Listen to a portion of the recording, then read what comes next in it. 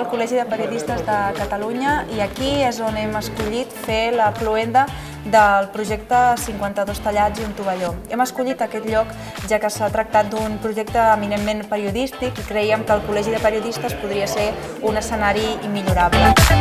Bé, el projecte va començar com una idea boja de poder fer unes entrevistes a persones d'un cert relleu. Primer segurament vam pensar en un àmbit més del Penedès, ja que nosaltres som del Penedès, però de mica en mica el projecte ha anat agafant un relleu molt alt, no? És a dir, hem entrevistat a persones realment importants, no? Soc el Joan Bernà, he participat en el projecte dels 52 tallats, sobretot amb el que és les entrevistes a diferents persones que hem fet. Si ets de recordar quina m'ha agradat més, destacaria la de la Glòria Rognoni, que és una actriu però que també és discapacitada, va amb cadira de rodes arran d'un accident. I clar, el seu testimoni era com molt frapant. En el moment que tens l'accident, que talles la vida pel mig, diguem, és evident que és un canvi brutal, però brutal, brutal, brutal. Potser em quedaria amb la Mònica Terribas perquè és una entrevista que em va agradar molt i després recordo que vaig tornar a casa i vaig estar reflexionant i em va agradar molt perquè és una persona que viu amb molta maduresa la discapacitat, tant ja sigui per la seva trajectòria o per la seva situació personal, però potser és la persona que va ser més capaç de parlar amb més naturalitat i més normalitat d'aquest fenomen. Els mitjans aconseguiran ajudar realment quan deixin de parlar de la discapacitat com una notícia i incorporin en el dia a dia quotidià persones amb discapacitat en les notícies que parlen de tota mena de qüestions. És a dir, quan anem pel carrer fent un reportatge informatiu sobre la situació política i aturem una persona amb discapacitat i li preguntem. Això jo penso que ha sigut molt important, no només perquè hem entrevistat aquestes persones, sinó perquè hem aconseguit que se'n parlés. Penso que aquesta ha sigut l'originalitat fonamental del que hem fet.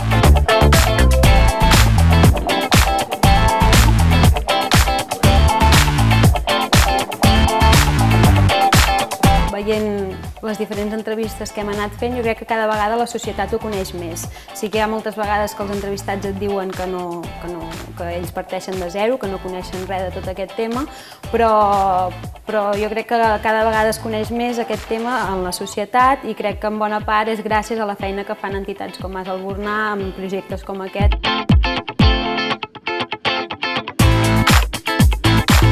Com a anècdota, home, sí, n'hi ha hagut algunes. Per exemple, el dia que vam anar a entrevistar el president de la Generalitat, l'Artur Mas, al Palau de la Generalitat, era un dia que plovia molt, gairebé no arribem, hi havia una tempesta que mentre anàvem amb el cotxe ens feia molta por. Al final vam arribar justos, vam poder aparcar l'aparcament, vam arribar i mentre estàvem preparant la càmera el president va sortir del seu despatx i nosaltres ens vam quedar, ostres, no ho tenim preparat, i ens va dir, no, tranquils, quan ho tingueu preparat m'aviseu i ja sortiré. Dintre de les possibilitats que hi hagi, el que hem de fer és que totes les capacitats que tenen aquestes persones, que són moltes, aquestes capacitats aflorin i siguin aprofitades pel conjunt de la societat, per a elles mateixes, per a aquestes persones, per a les seves famílies, però també pel conjunt de la societat.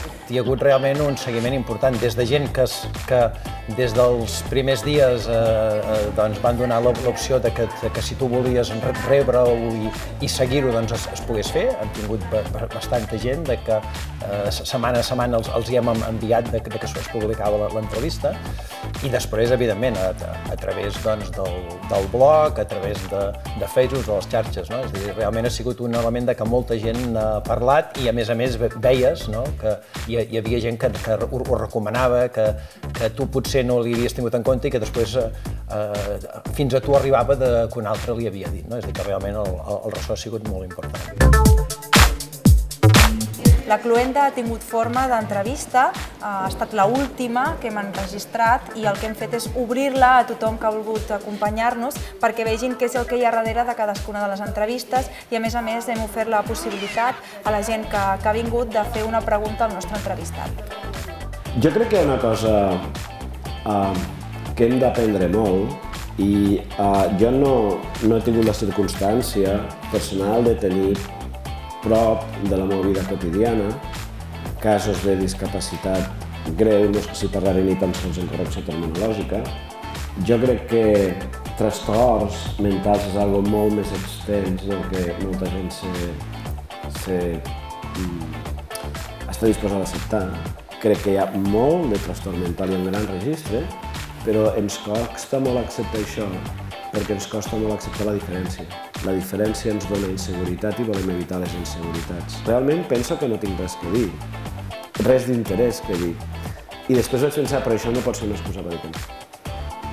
Perquè el que jo no tingui res interessant que dir no vol dir que no sigui alguna interessant de parlar. El que valoro molt positivament del projecte és el seu resultat. I veure que finalment ha pogut ser tot el que ha estat, doncs realment m'enorgulleix i fins i tot no estic molt contenta perquè penso que la idea era molt bona i finalment ha sortit bé, que és el que compta. I la veritat és que al final sí que tothom té una opinió sobre la discapacitat, tot i així, fora de les entrevistes sí que crec que encara hi ha molta feina a fer per sensibilitzar sobre temes que tenen a veure amb la discapacitat.